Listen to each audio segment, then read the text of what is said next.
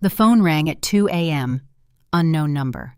I almost didn't answer, but something made me pick up. "Lily," my mother's voice. The first time I'd heard it in 3 years. "We need to talk about your sister."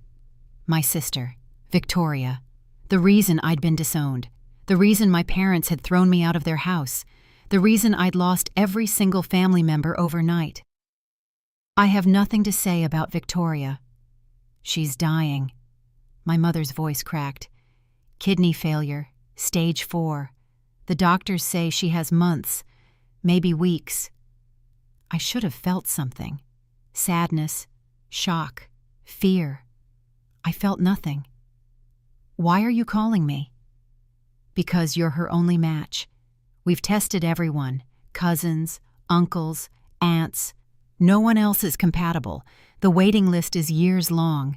You're her only chance." I understood then, after 3 years of silence, 3 years of being treated like I didn't exist, 3 years of living with the consequences of Victoria's lie. They wanted my kidney. "Let me get this straight. 3 years ago, you threw me out of your house, told me I was dead to you, blocked my number, told every relative I was a monster, and now you want me to give Victoria my kidney?" "She's your sister. She's the person who lied about me, who destroyed my life, who watched you disown me and said nothing. That's who she is." "Lily, please." I hung up. But the calls didn't stop. If you've ever been asked to help the people who hurt you most, stay with me until the end. Your support means everything to me. Hit that subscribe button and let me know in the comments. Have you ever had to choose between revenge and redemption? Let's talk about it. Now, back to my story. Let me take you back. 3 years ago. The night that destroyed everything. My name is Lily Morrison. I was 25 years old, living at home while finishing graduate school, close with my family, or so I thought. My sister Victoria was 28, married to Derek, a lawyer, successful, perfect, everything my parents wanted, until the night Victoria showed up at our parents' house, crying, bruised, claiming I'd attacked her. "Lily went crazy," she'd sobbed. "She came to my house, started screaming about Derek, then she hit me, pushed me down the stairs. I thought she was going to kill me." I'd been in the library, studying. 50 witnesses could confirm it.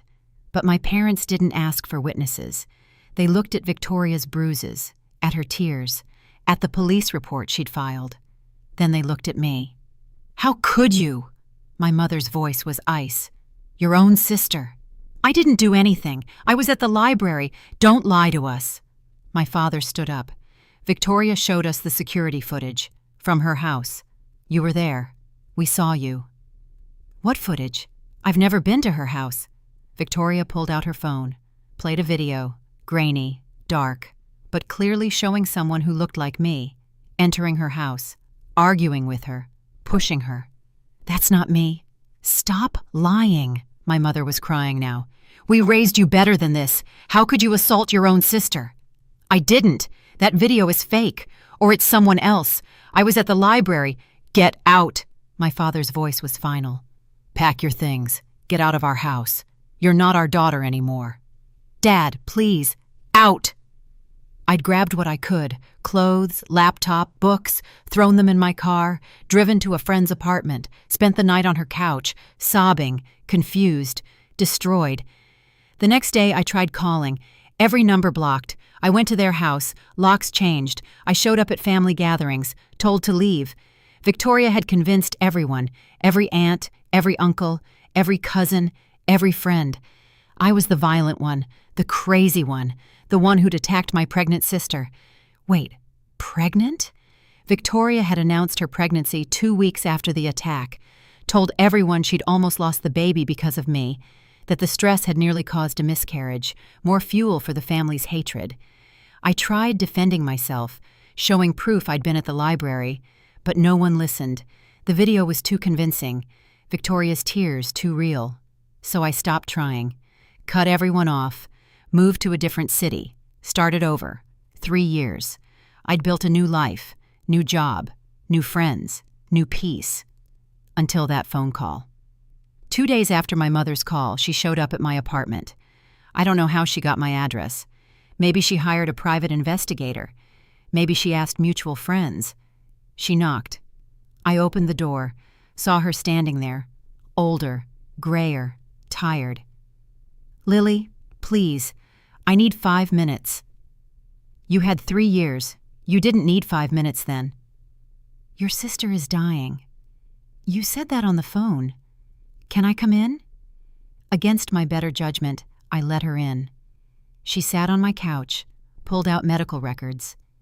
Stage 4 kidney failure, both kidneys. They tried dialysis. It's not working. She needs a transplant. Soon. Or she dies. I looked at the papers, hospital letterhead, lab results, prognosis reports. It was real. The waiting list is 3 to 5 years. She doesn't have that long. We've tested everyone in the family. No one's a match.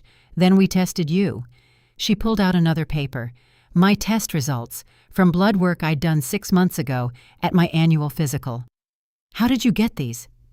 "We have connections. Lily, you're a perfect match. Rare blood type. Tissue compatibility. You're her only chance." I never consented to being tested for her. "Does it matter? You're her sister. You can save her life." I stared at my mother. This woman who'd raised me, who'd thrown me out, who'd believed Victoria's lies without question. "Why should I?" "Because she's your sister. She lied about me, destroyed my life, got me disowned, and you believed her, without even asking for my side. We saw the video. The video was faked, or edited, or it was someone else. I told you I was at the library. I had proof. You didn't care." My mother's face crumpled. "Lily, I know we made mistakes. Mistakes? You threw me away. You told me I was dead to you. You blocked my number. You told the entire family I was a violent criminal. That's not a mistake. That's a choice." "We were protecting Victoria." "From what? From me? I never hurt her, but she hurt me. She lied, and you chose her lie over my truth. Please, I'm begging you, save your sister's life." "Why would I save someone who destroyed mine?" My mother left empty-handed, but the calls continued. My father, my aunts, family friends, all begging, all insisting. Family forgives. Blood is thicker than water. You'll regret this if she dies. But none of them apologized. None of them acknowledged what they'd done. They just wanted my kidney. On day 5, Victoria called. Her number wasn't blocked because I'd never had it saved. "Lily." Her voice was weak, sick. "Please, I'm sorry. I'm so sorry for everything. Please save me." "Sorry for what, specifically?" For what happened. For the misunderstanding. It wasn't a misunderstanding. You lied. What did you lie about?" Silence. "Say it, Victoria. If you want my kidney, say what you did." I can't." "Then you're not sorry. You're scared. There's a difference. Lily, I'm dying. And 3 years ago, I wanted to die. Because my entire family abandoned me. Because everyone I loved believed I was a monster. Because you lied and I lost everything. It wasn't supposed to go that far. What wasn't? What lie, Victoria? Say it." More silence. Then quietly, "I told them you attacked me. But you didn't. I fell down the stairs. I was drunk. Derek and I had been fighting. I fell. And I panicked. I blamed you." There it was. Finally. After 3 years. "Why?" "Because you were always perfect. Always the favorite. Mom and Dad loved you more. I was jealous. And when I fell, when I saw the bruises, I saw a chance to make them see you differently. I didn't think they'd disown you. I thought they'd just, I don't know, be disappointed in you. You watched them throw me out. You said nothing. I was scared. If I told the truth, they'd hate me instead. So I kept lying. And then I got pregnant, and I couldn't take it back." "The video?" "I hired someone, an actress who looked like you, staged the whole thing, to make it believable." I felt something cold settle in my chest. "You hired an actress. You staged evidence. You committed fraud to frame me. I'm sorry. You're sorry you're dying, not sorry for what you did. Lily, please. I'll tell them the truth. After the surgery. I'll tell them everything. I'll fix it. After, when you have my kidney, when you're safe, then you'll tell the truth. Yes, I promise. No. What? If you want my kidney, you tell them now, today. You call Mom and Dad. You call every relative. You tell them the truth. You admit you lied. You clear my name before I even consider donation. But they'll hate me. They hated me for 3 years, for something I didn't do. You can handle the truth. She was crying now. Lily, I can't. Please, just save me. I'll tell them later. No.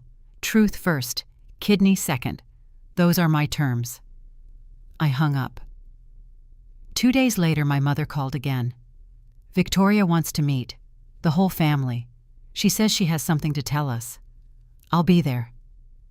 The meeting was at my parents' house, the house I'd been thrown out of 3 years ago. Walking through that door felt like stepping into a nightmare. Everyone was there. Parents, aunts, uncles, cousins, all the people who'd cut me off, who'd believed Victoria, who'd called me a monster. They stared at me like I was a ghost. Victoria sat in a wheelchair, pale, thin.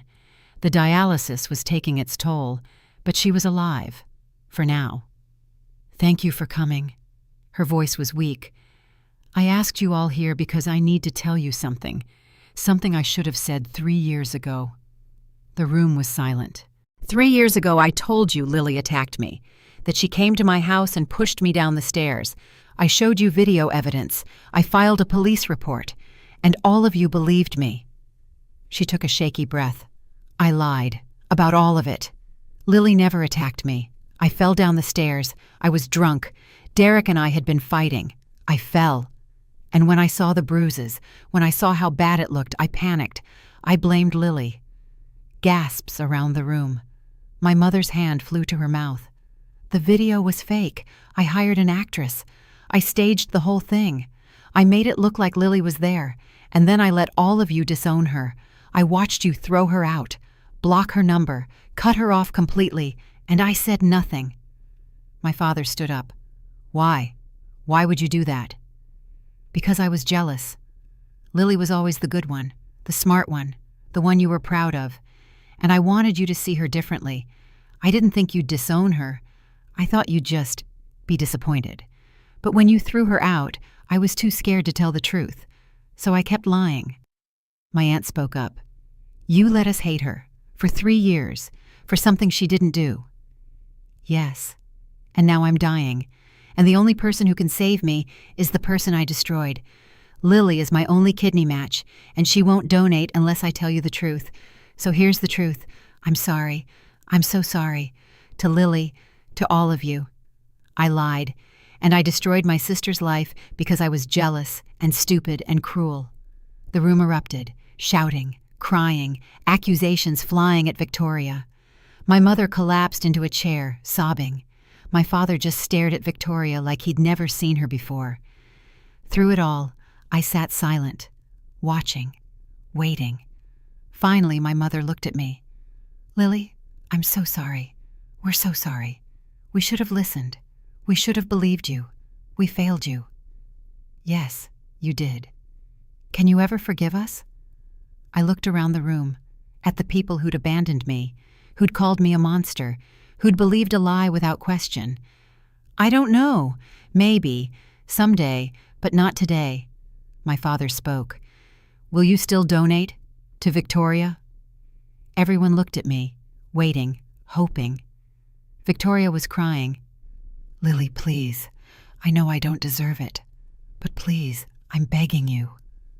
I stood up. I need time to think. This isn't a decision I can make right now. How much time? My mother's voice was desperate. She doesn't have long.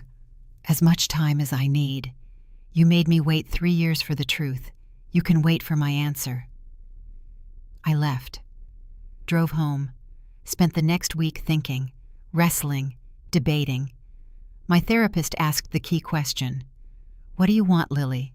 Not what you should do, not what's right. What do you want? I want them to hurt like I hurt. I want Victoria to feel what it's like to be abandoned, to be helpless, to beg for something that might not come. And then, I don't know. Part of me wants to save her, to be the bigger person, to show I'm not the monster she made me out to be. But another part of me wants to let her die, to let them all live with the guilt, to walk away and never look back. Both parts are valid. But I have to choose. Yes, you do.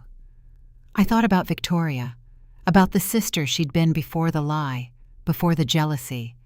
We'd been close once, played together, laughed together, shared secrets.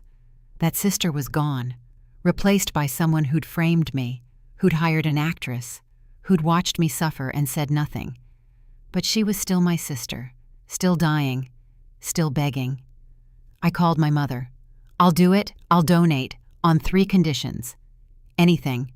1, Victoria makes a public statement, social media, admitting the lie, clearing my name with everyone who believed her. Done. 2, all of you, Mom, Dad, every relative who cut me off, you apologize, publicly, to me, for believing her without proof. We will. 3, after the surgery, after recovery, I'm done. I'm giving Victoria my kidney, not my life, not my time, not my forgiveness, just my kidney. Then I walk away. And none of you contact me unless I reach out first. Clear boundaries, no exceptions. Silence. Then, that's fair. Thank you, Lily. Thank you. The surgery was scheduled for 3 weeks later. Time for medical clearance, psychological evaluation, legal paperwork. Victoria posted her confession on Facebook. Every detail, the lie, the actress, the 3 years of silence. The post went viral. Thousands of comments, supportive of me, disgusted with her. My parents posted apologies. So did my aunts, my uncles, my cousins, everyone who'd cut me off. Some were sincere, some felt forced. I didn't care. The day before surgery, Victoria's son, my nephew, now 3 years old, came to visit me in the hospital. Are you my Aunt Lily? Yes. Mommy says you're saving her life. I'm trying. Thank you. He hugged me. This little boy who'd grown up thinking I was dangerous, who'd been kept away from me, who was innocent in all of this. That's when I knew I'd made the right choice, not for Victoria, not for my parents, for him, for the chance that maybe, someday, we could have a relationship untainted by lies. The surgery went well. Both kidneys successfully transplanted. Recovery was painful, long, but successful. Victoria's body accepted the kidney. She started healing. Color returned to her face, strength to her body. My parents visited me every day during recovery, brought flowers, food, apologies. We're so grateful, Lily. I didn't do it for you. We know, but thank you anyway. After 6 weeks, I was cleared to go home. Victoria had 2 more months of recovery, but she'd live. The kidney was working. She had a future. On my last day at the hospital, she came to my room. Lily, I don't know how to thank you. Don't. I didn't do it for thanks. Why did you do it? I thought about that. About all the reasons. The anger, the hurt, the desire for revenge, the pull of compassion, the memory of who we'd been. Because you're my sister. Not the sister who lied, not the sister who destroyed my life, but the sister I grew up with. The one I loved before everything broke. I saved that sister, not you. She started crying. I don't deserve you. No, you don't. But your son deserves an aunt, and maybe someday when he's older, I can be that for him. That's who I saved. The chance at something better. 1 year after the surgery, I got a card in the mail from Victoria's son, a drawing of him and me, stick figures holding hands. I love Aunt Lily. No message from Victoria, no message from my parents, respecting my boundaries, like I'd asked. But the card meant everything. I'd done it. I'd saved Victoria's life. I'd given her my kidney, my literal flesh and blood, not because she deserved it, not because my parents begged, not because of guilt or pressure or family obligation, but because I chose to, because I decided that walking away with my head held high was worth more than revenge, that showing mercy was stronger than withholding it. They'd called me a monster for 3 years, for a crime I didn't commit. I'd proven I wasn't, by saving the person who'd destroyed me. Victoria had my kidney now, but I had something more valuable, my integrity, my choice, my power. She'd taken everything from me once, my family, my reputation, my peace. But she couldn't take this, the decision to save her. That was mine alone, and in making that choice, I'd taken back everything she'd stolen. I wasn't the monster they'd called me. I wasn't the villain in Victoria's lie. I was the person who'd risen above it all, who'd chosen compassion over cruelty, who'd saved a life and walked away whole. The calls still haven't started. My parents are keeping their word, giving me space, respecting my boundaries. Maybe someday I'll reach out. Maybe someday we'll rebuild something. But today, I'm free. Free from their judgment. Free from Victoria's lies. Free from the weight of 3 years of hatred. I saved my sister's life. Then I saved my own. And that's the real victory. Not revenge, not reconciliation, but choice. The power to decide, the strength to act, the freedom to walk away. Victoria's alive because of me, but I'm free because of me too. And that balance between mercy and boundaries, between giving and protecting, that's the real lesson. You can save someone's life without giving them your soul. You can show compassion without accepting abuse. You can be kind without being weak. I gave Victoria my kidney, but I kept my power. And in the end, that's the only thing that matters. Thank you so much for watching. If this story touched your heart, please subscribe and hit the notification bell so you never miss an update. Your support truly means the world to me, and don't forget to share your thoughts in the comments. I love reading every single one of them. Each comment inspires me to keep creating stories for you. See you next time.